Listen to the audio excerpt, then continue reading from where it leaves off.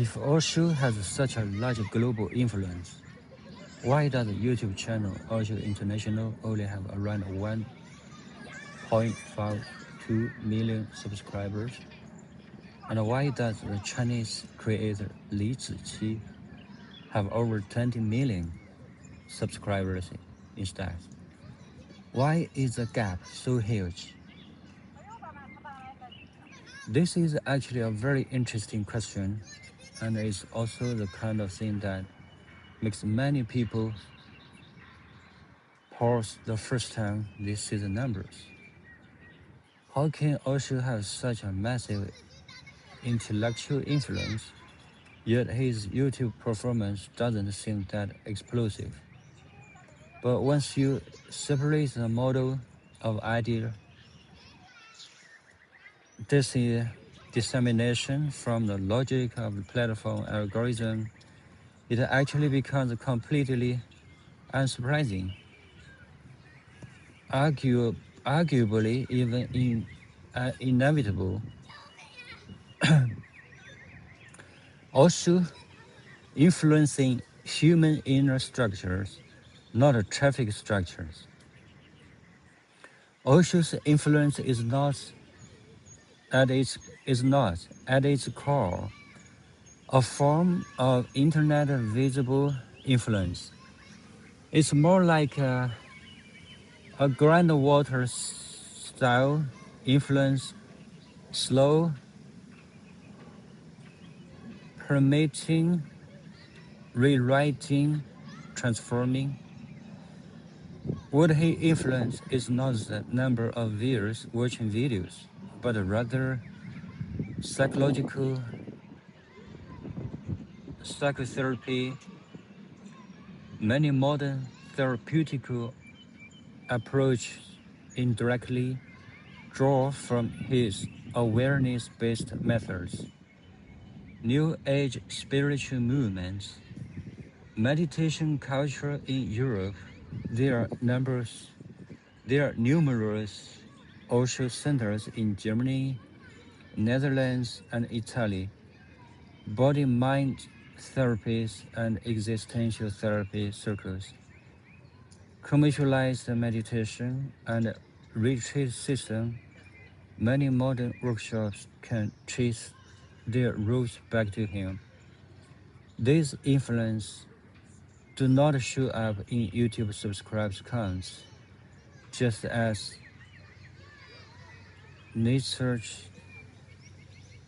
research did not gain flower, did not gain followers through a short-form video platform. Li Ziqi, a perfect product of algorithmic civilization, Li Ziqi's success is not fundamentally about spreading idea, but rather a peak example of visual consumer culture. She perfectly satisfies four key metrics that YouTube's algorithm loves. First, zero language barrier. No need to understand speech or cultural context. Anyone in the world can watch. Second, instant dopamine response. Views beautiful views equal to beautiful, slow, healing, clean. Viewers are captured within 3 seconds. Third, extremely algorithmic friendly categorization. YouTube clearly knows who to recommend her to.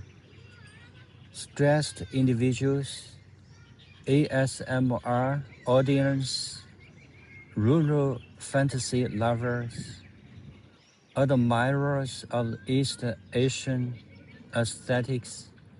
Fourth, no cognitive cost in consumption. You watch, feel good, and move on.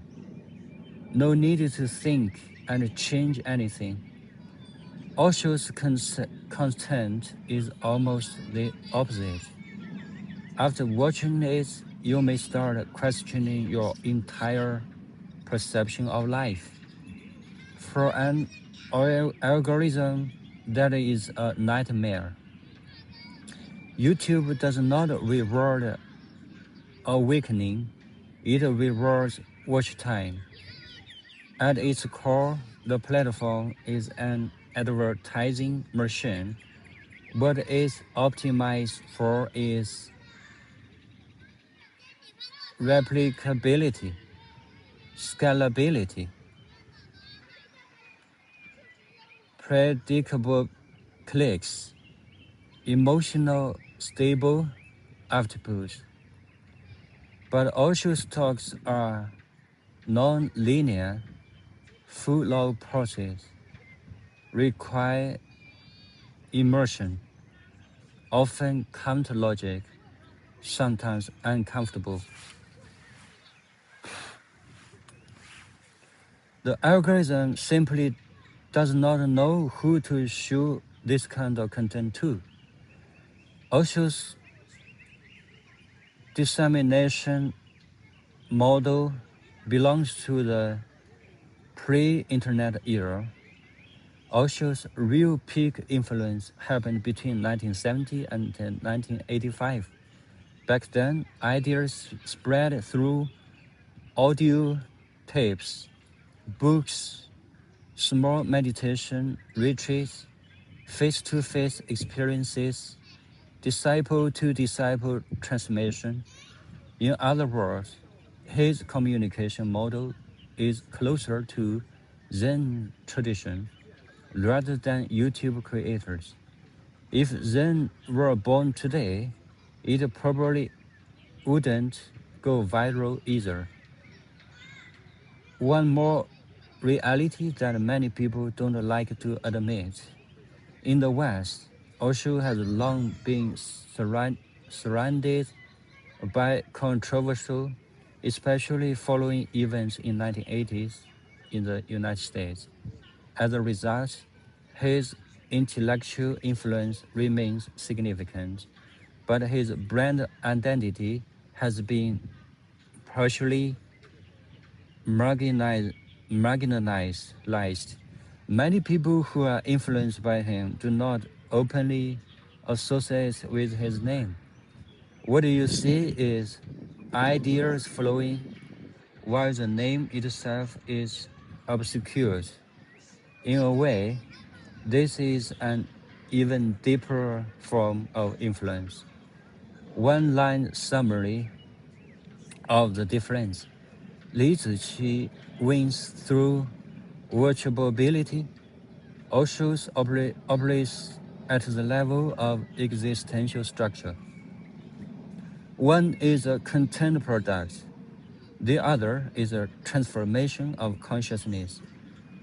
Algorithms can amplify the first, but it can barely process the second.